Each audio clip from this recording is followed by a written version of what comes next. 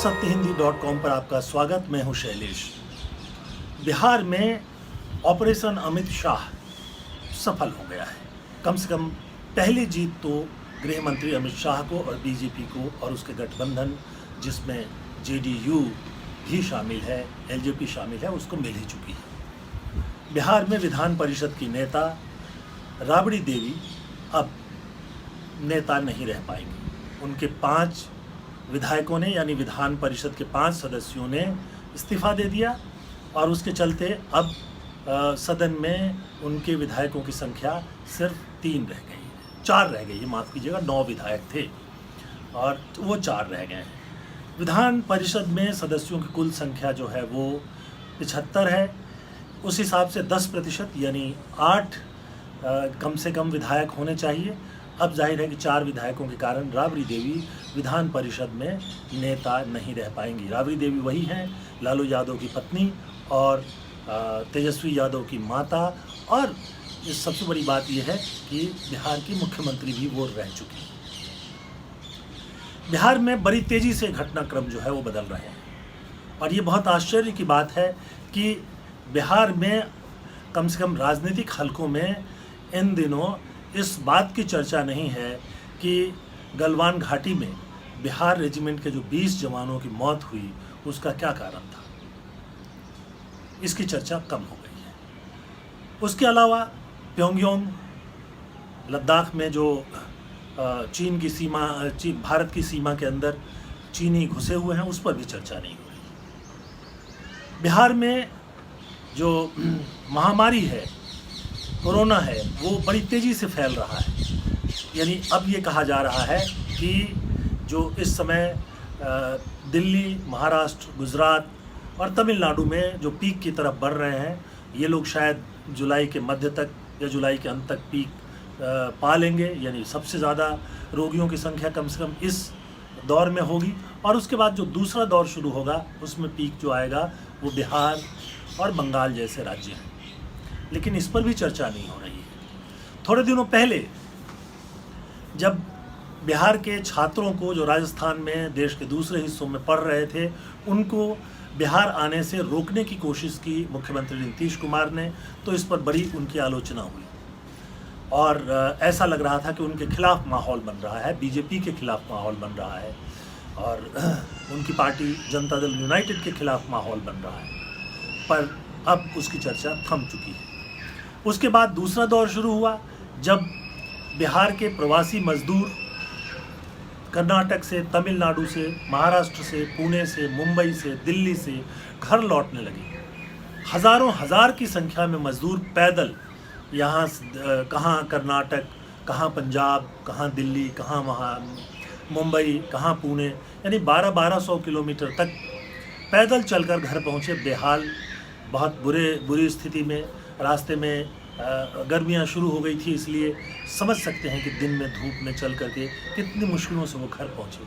उसकी भी चर्चा नहीं हो रही। अब चर्चा है सबसे पहले वो है बिहार विधानसभा के चुनावों की, जो अक्टूबर अंत में या नवंबर में संपन्न होगा। 5 साल पूरे हो रहे हैं। 2015 में बिहार विधानसभा के चुनाव हुए थे और उसके बाद 15 के बाद राजनीति बिहार की बिल्कुल उलट गई है, बदल गई है और आजकल सिर्फ इसी की चर्चा है। और इस पूरे दौर में निशाने पर एक प्रमुख पार्टी है और वो पार्टी है राष्ट्रीय जनता दल, जिसके नेता लालू प्रसाद यादव हुआ करते थे और आजकल उसके नेता हैं तेजस्वी यादव, लालू प्रसाद यादव के बेटे। एक वो निशाने पर हैं। जाहिर है कि राष्ट्रीय जनता दल यानी आरजेडी खुद निशाने पर है और उनका एक महागठबंधन है जिसमें 2019 के लोकसभा चुनावों में कुछ और पार्टियां शामिल हो गई थी। इनमें से कांग्रेस प्रमुख है।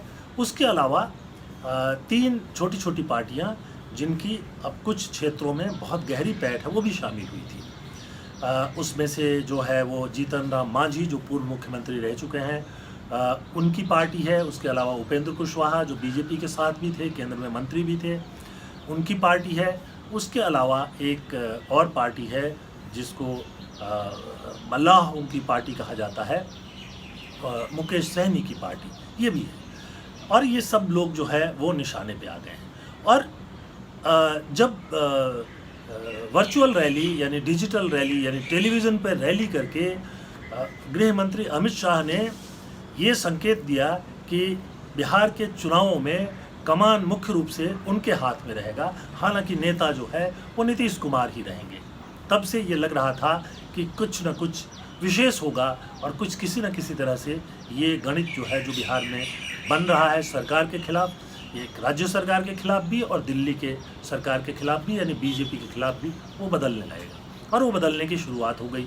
उस दौर में पहली जो शुरुआत हुई है उसमें इनके 5 विधान परिषद सदस्य जो हैं उन्होंने इस्तीफ़ा दिया है और इनके नाम मैं बता देता हूँ।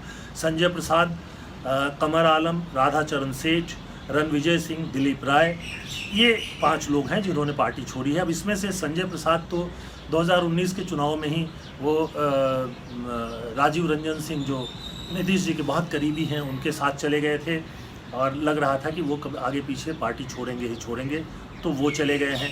और उसके अलावा आश्चर्यजनक है कमर आलम का पार्टी छोड़ना, ये भी जो है बहुत करीब माने जाते थे।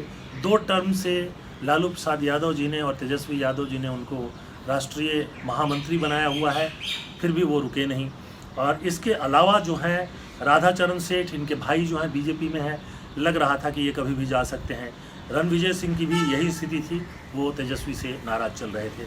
सबसे ज़्यादा आश्चर्यजनक है पार्टी के राष्ट्रीय उपाध्यक्ष रघुवंश प्रसाद सिंह का पार्टी से पार्टी के पदों से इस्तीफा, मतलब उपाध्यक्ष पद से उन्होंने इस्तीफा दिया और ये कहा है कि फ़िलहाल पार्टी में वो बने रहेंगे। ये बताया जा रहा है कि वो राम सिंह नाम के एक लोक जनशक्ति पार्टी के नेता को राष्ट्रीय जनता दल में शामिल किए जाने की बात से नाराज हैं। राम सिंह ने 2014 के चुनाव में रघुवंश प्रसाद सिंह को हराया था लोकसभा चुनाव में और उसके बाद से ही वो नाराज़ थे। खैर, उनके बारे में तरह तरह की चर्चाएं हैं। बहरहाल जो राष्ट्रीय जनता दल के नेता हैं उनका कहना है कि वो रघुवंश प्रसाद सिंह को मना लेंगे क्योंकि वो तो पार्टी के अभिभावक हैं। वो मना भी लें तो भी जो सबसे महत्वपूर्ण बात है वो ये है कि आखिरकार जो राष्ट्रीय मुद्दे हैं जो थोड़े दिन पहले चर्चा में आए थे उन पर चर्चा क्यों नहीं हो रही है। जो प्रवासी मजदूर जो हैं वो जब लौटने लगे थे तो कितनी मुश्किलों का सामना करना पड़ा था उनको, उनके ऊपर वो पैदल जा रहे थे तो जगह जगह उन पर लाठियाँ चली, भूखे प्यासे न जाने किस हाल में 300-400 से लेकर 1200-1500 किलोमीटर तक पैदल चल करके 2-3 दिनों से लेकर के 15-15, 20-20 दिनों में वो घर अपने गांव तक पहुंचे। बीच में ट्रकों में या बसों में या गाड़ियों में सफ़र करने के लिए बहुत सारा पैसा खर्च किया, ये अब चर्चा नहीं है। छात्रों को बिहार के मुख्यमंत्री नीतीश कुमार ने रोकने की कोशिश की, उन छात्रों को जो राजस्थान में और दूसरे राज्यों में पढ़ने के लिए गए थे। कोरोना संक्रमण के बाद जब कॉलेज बंद हो गए या कोचिंग इंस्टीट्यूट बंद हो गए तो वो लौटना चाहते थे, लेकिन बिहार के मुख्यमंत्री ने पूरी कोशिश की कि उनको आने से रोका जाए क्योंकि वो समझते थे कि उनके आने से कोरोना का संक्रमण बढ़ जाएगा। हालांकि कोरोना का संक्रमण अब बढ़ रहा है। उसके बाद जो बड़ा मुद्दा बिहार के सामने आया कि गलवान घाटी में 20 बिहार राज्य रेजिमेंट के जवानों की मौत हुई। चीनियों ने बड़ी बेरहमी से उनको मार दिया और कोई कारण नहीं था, भारत की धरती पर ही मार दिया। और उसके बाद भी जो है उस पर भी चर्चा नहीं हो रही है। पेंगोंग झील के आसपास जो है वो भारत की भूमि पर घुस आए हैं चीनी, अभी भी वापस नहीं गए हैं, वार्ताएं चल रही हैं, उस पर भी चर्चा नहीं हो रही है। तो ये जो कहा जा रहा है कि ये जो मास्टर स्ट्रोक है वो गृह मंत्री अमित शाह का है, जो चुनाव के एक बड़े रणनीतिकार माने जाते हैं और उसके अलावा चुनाव के जो मुद्दे हैं उसको बदलने में माहिर माने जाते हैं। जब से कुछ दिनों पहले जब उन्होंने एक डिजिटल रैली करके बिहार में विधानसभा चुनावों की शुरुआत की, उसके बाद से ही जो है वो जो वहाँ पर मुद्दे हैं उनको बदलने की कोशिश में लग गए थे। अब जब विधान परिषद के 5 सदस्यों ने इस्तीफा दे दिया है तो सारी चर्चा इस पर हो रही है कि ये 5 सदस्य गए तो इसका मतलब तेजस्वी जो है पार्टी को सक्षम लीडरशिप देने में तैयार नहीं है। उसके अलावा रघुवंश प्रसाद सिंह के इस्तीफे पर भी कहा जा रहा है कि वो पार्टी के वरिष्ठ नेताओं का सम्मान नहीं करते हैं, इसलिए ये स्थितियां जो है वो बिगड़ रही हैं। तो ये कुल मिलाकर के स्थिति अब जो दिखाई दे रही है कि राष्ट्रीय जनता दल और जो उसके नेता तेजस्वी यादव हैं उसके इर्द गिर्द सारा आक्रमण जो है बीजेपी का सिमट गया है। बिहार से जो बाहर से प्रवासी मजदूर लौट कर गए हैं, जाहिर है कि बिहार में उनके पास कोई खास काम नहीं है। अब प्रधानमंत्री ने 50,000 करोड़ की जो योजना की घोषणा की है, लोगों को उम्मीद है कि सबसे ज़्यादा खर्चे बिहार में किए जाएंगे ताकि चुनावों में उनका मन जो है वो बदला जा सके, उनको स्थानीय स्तर पर कुछ रोज़गार मिले और वो जो बीजेपी से, केंद्र सरकार से, मोदी सरकार से और नीतीश कुमार की सरकार से नाराज़गी है वो कुछ कम हो। कुछ पैसे भी उनको फौरी तौर पर भेजे गए हैं, मुख्य तौर पे केंद्र सरकार की तरफ से, कुछ राज्य सरकार की तरफ से। बहरहाल जहाँ तक हम महागठबंधन और राष्ट्रीय जनता दल का जो घटक है, जो उसका गठबंधन है, उसको देखते हैं तो राष्ट्रीय जनता दल के भीतर भी खलबली है और उसके अलावा जो बाकी घटक दल है उसमें भी खलबली है। एकमात्र कांग्रेस पार्टी है जो लगभग निश्चित तौर पर आरजेडी के साथ दिखाई दे रही है, हालांकि ज़्यादा सीटों की कोशिश वो भी करेंगे, लेकिन उनके 3 और घटक उपेंद्र कुशवाहा, मुकेश सहनी और जीतन राम मांझी, ये तीनों लोग जो है वो मुश्किल पैदा कर सकते हैं। और इसका बड़ा कारण ये माना जा रहा है कि वो विधानसभा में ज़्यादा से ज़्यादा सीटें हासिल करना चाहते हैं ताकि ज़्यादा से ज़्यादा लोग उनके जीत करके आएँ और तब विधानसभा के भीतर अगर कहीं सरकार बनाने की स्थिति आए तो उनकी बार्गेनिंग की बेहतर स्थिति हो। जीतन राम मांझी ने तो चेतावनी ही दे दी है कि 26 जून तक अगर घोषणा नहीं की गई समन्वय समिति बनाने की, चुनाव समन्वय समिति बनाने की, तो वो अलग फैसला कर सकते हैं। मांझी के बारे में ये भी कहा जा रहा है कि वो नीतीश कुमार से मिल चुके हैं। बीच बीच में उन्होंने नीतीश जी के समर्थन में या उनकी तारीफ में कुछ बातें भी कही। तो कुल मिलाकर के स्थिति ये दिखाई दे रही है कि सारा बहस जो है वो सिमट कर रह गया है तेजस्वी यादव और राष्ट्रीय जनता दल। तेजस्वी यादव सक्षम है कि नहीं है, राष्ट्रीय जनता दल सक्षम है कि नहीं है। हालांकि अभी से कोई 1 महीने पहले तक ऐसा लग रहा था कि नीतीश कुमार के खिलाफ माहौल बन गया है। वैसे भी वो 15 सालों से, करीब 15 सालों से मुख्यमंत्री है। 2005 में मुख्यमंत्री बने थे, उसके बाद लगातार जीतते रहे। 2015 में भी जीते, जब उन्होंने बीजेपी को छोड़ करके, पाला बदल करके और राष्ट्रीय जनता दल यानी तेजस्वी यादव के साथ चुनाव लड़ा था। और 14 के बाद जो बीजेपी के बाढ़ थी और जो लहर थी जो बीजेपी के बढ़ते जाने की, उसको भी उन लोगों ने रोक दिया था। लेकिन उनकी सरकार जो है, मिलीजुली सरकार करीब 1 साल ही चली, नीतीश अलग हो गए और फिर बीजेपी के साथ सरकार बना ली। तो ये सब चीज़ें कुल मिलाकर के एक स्थिति ये दिखाई दे रही है कि बिहार में अब चर्चा इस समय जो है वो कोरोना पर नहीं है। कोरोना का संक्रमण फैल रहा है बहुत तेज़ी से और दिल्ली, महाराष्ट्र और तमिलनाडु और गुजरात, ये 4 राज्य जो पीक की तरफ बढ़ रहे हैं, जहां बड़ी संख्या में रोगी आ रहे हैं। उसके बाद जो 4-5 राज्य बताए जा रहे हैं उसमें बिहार और पश्चिम बंगाल भी है। बिहार में अभी से स्थिति खराब है, अस्पतालों में लोगों को इलाज जो है वो पर्याप्त रूप से नहीं मिल पा रहा है। ये अच्छी बात है कि ज़्यादातर लोगों को माइल्ड सिम्टम्स हैं और करीब 85% लोग घर पर रहकर ही ठीक हो रहे हैं, ठीक हो सकते हैं।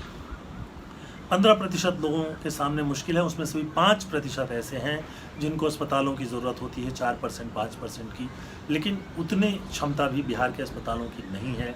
और चूँकि बिहार में सबसे कम जांच हो रही है, सबसे कम लोग अस्पताल में आ रहे हैं, इसलिए वास्तव में क्या हो रहा है उसकी कोई तस्वीर भी देश के सामने नहीं है। और ये बहुत सारी राज्य सरकारें कर रही है कि न ज़्यादा जांच करो, न ज़्यादा कोरोना का नंबर आएगा। यहाँ तक कि जब मौत हो जाती है और अगर उसके पहले कोरोना की जांच नहीं हुई है तो सस्पेक्टेड केस मान करके उसको अलग छोड़ दिया जाता है, कोरोना से मौत नहीं माना जा रहा है। संभव भी हो सकता है।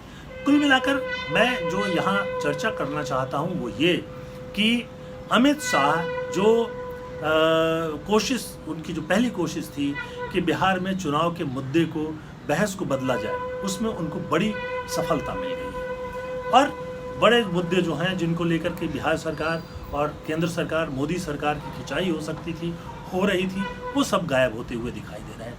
उसके बीच में ये 50,000 करोड़ रुपए जो प्रवासी मजदूरों को फिर से रोज़गार दिलाने के लिए घोषित किया गया है, उसका एक बड़ा हिस्सा अगर बिहार में पहुंच जाता है तो जाहिर सी बात है कि ये सारी चीज़ें जो हैं फिर से अलग हो जाएंगी। बिहार विधान परिषद की बात कहें तो जो वहाँ 75 सीटें हैं उसमें 29 तो खाली ही हैं और उसमें से 9 सीटों के लिए 6 जुलाई को चुनाव होगा।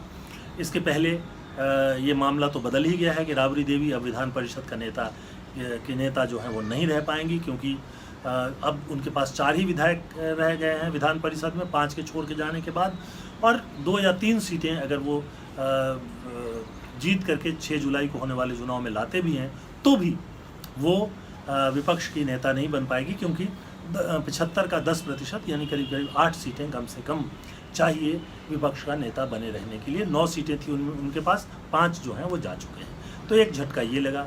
रघुवंश प्रसाद सिंह के इस्तीफे से एक झटका लगा। जीतन राम मांझी की जो चेतावनी है उससे भी एक धक्का लगा है। और फिर फिलहाल उपेंद्र कुशवाहा और मुकेश सहनी खामोश बैठे हुए हैं। तरह तरह की चर्चाएं हैं। ये भी चर्चा है कि बहुत संभव है कि उनको जनता दल यूनाइटेड और बीजेपी के गठबंधन में लाया जाए। उसमें 3 ही पार्टियां हैं, जनता दल यूनाइटेड, बीजेपी और लोक जनशक्ति पार्टी, जो रामविलास पासवान जी केंद्रीय मंत्री हैं उनकी पार्टी है। चिराग पासवान उनके बेटे जो हैं आजकल पार्टी का काम देख रहे हैं। तो लोकसभा चुनाव में इन तीनों के गठबंधन को जो भारी सफलता मिली थी 2019 के चुनाव में, उसके बाद ये बहुत उत्साहित हैं। बिहार में लोकसभा की 40 सीटें हैं, उसमें से 39 सीटें इस गठबंधन ने जीत ली थी और 1 सीट सिर्फ कांग्रेस को मिली थी, जो आरजेडी यानी तेजस्वी यादव की पार्टी का खाता भी नहीं खुला था। बाकी लोग भी जो है वो रह गए थे। हालांकि वो जो गठबंधन बना था 5-6 पार्टियों का, वो बड़ा मजबूत माना जा रहा था, लेकिन जो सर्जिकल स्ट्राइक की जो हवा चली, बालाकोट सर्जिकल स्ट्राइक की, उसमें इनकी सारी रणनीति जो है वो बह गई थी। पर ये भी बात है कि 2019 वाली स्थिति अब नहीं है। देश भर में जो है बहुत सारे दूसरे मुद्दों की चर्चा हो रही है, लेकिन प्रधानमंत्री नरेंद्र मोदी और गृह मंत्री अमित शाह की कला ही यही है कि वो जो डायरेक्टिव्स हैं वो बहुत तेज़ी से बदल देते हैं और लोगों को पता भी नहीं चलता है। जैसे अभी इस वक्त बिहार में बदलने लगा है।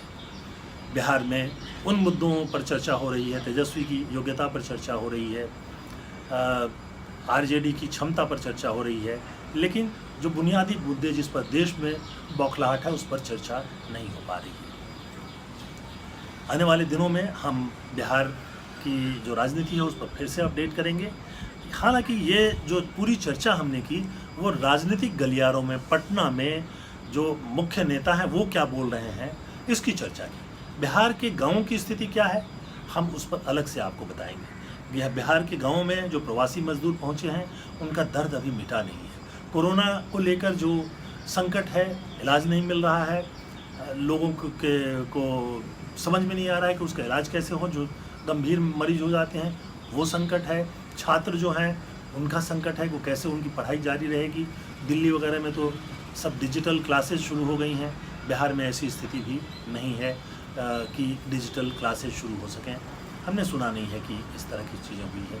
तो नवंबर में या अक्टूबर से शुरू होकर नवंबर के बीच में जो बिहार विधानसभा के चुनाव होंगे उसमें क्या स्थिति होगी उस पर अभी से टिप्पणी करने की जगह बिहार के गाँवों से जो फीलिंग है उसको लेकर स्थिति साफ होने तक इंतज़ार करना बेहतर रहेगा। हम फिर इस पर आपको अपडेट करेंगे। इस प्रोग्राम में यहीं तक। आपको हमारा ये प्रोग्राम कैसा लगा हमें ज़रूर बताइएगा। आप satyhindi.com पर लॉगिन करके हमें अपनी राय दे सकते हैं और YouTube पर, Facebook पर, Twitter पर भी आप हमसे जुड़ सकते हैं।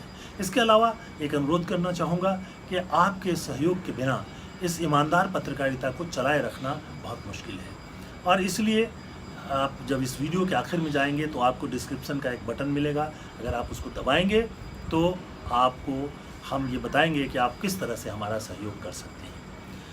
तो आज के प्रोग्राम के लिए बहुत बहुत धन्यवाद। नमस्कार। सत्य हिंदी के और वीडियोस को देखने के लिए हमारे YouTube चैनल को सब्सक्राइब करें और सीधे नोटिफिकेशन पाने के लिए बेल आइकन दबाएं।